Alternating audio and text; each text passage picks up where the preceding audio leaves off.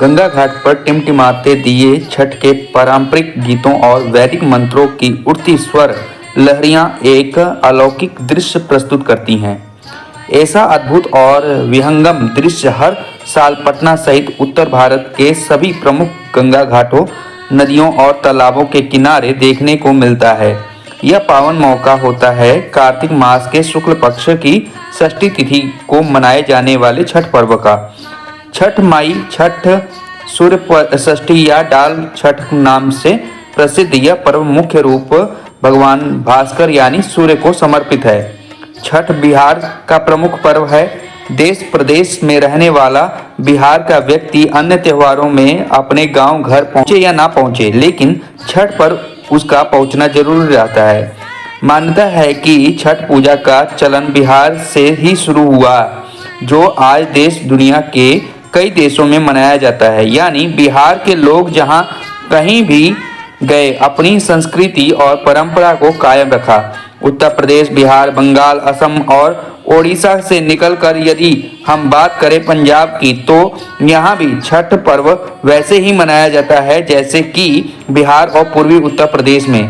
पंजाब के 3 प्रमुख बड़े शहरों लुधियाना, जालंधर और अमृतसर में तो छठ पर्व पर वृहद आयोजन किए जाते हैं। लुधियाना सतलुज किनारे नहरों और तालाबों के किनारे छठ व्रत सूर्य की उपासना करते हैं। इसी तरह जालंधर की बात करें तो यहाँ की प्रसिद्ध देवी तालाब, मंदिर और नहर के किनारे हजारों की संख्या में लोग पूजा करते हैं।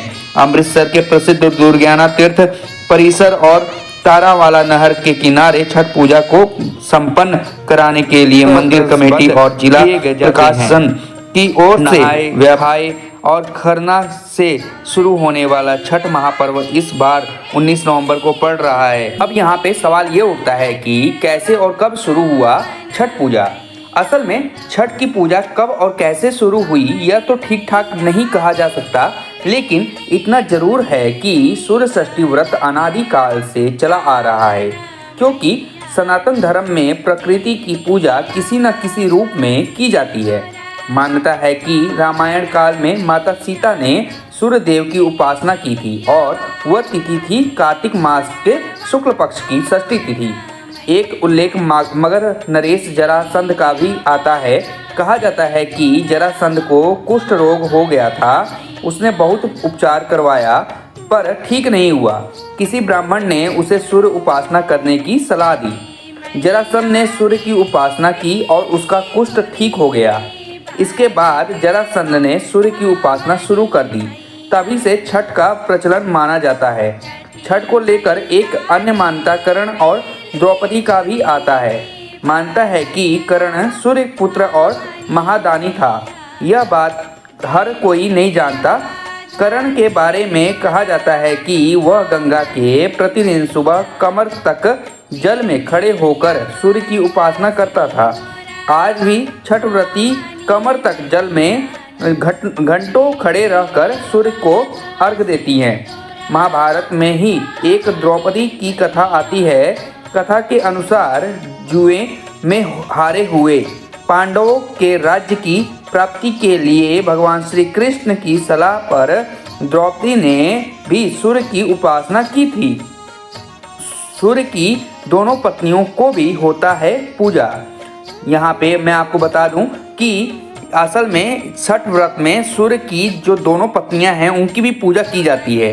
आमतौर पर लोग अस्त होते हुए सूर्य को अर्घ नहीं देते और न ही कोई तस्वीर अपने घर में लगाते हैं, लेकिन छठ के दिन अस्त और उदय होते हुए सूर्य की उपासना भी की जाती है और उन्हें अर्घ देकर व्रत संपन्न किया जाता है।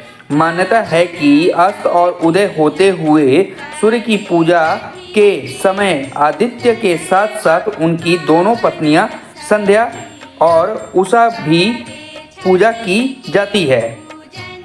तो मैं सिद्धार्थ मिश्रा आपसे इजाज़त लेता हूं और आप लोग से जानना चाहता हूं कमेंट के माध्यम से कि आपको ये जानकारी कैसी लगी, और अगर आप कुछ और भी छठ के बारे में जानते हैं तो कमेंट के माध्यम से मेरे को बताइएगा, मेरा मार्गदर्शन कीजिएगा, और कोई भी गलती हुई हो तो मेरे को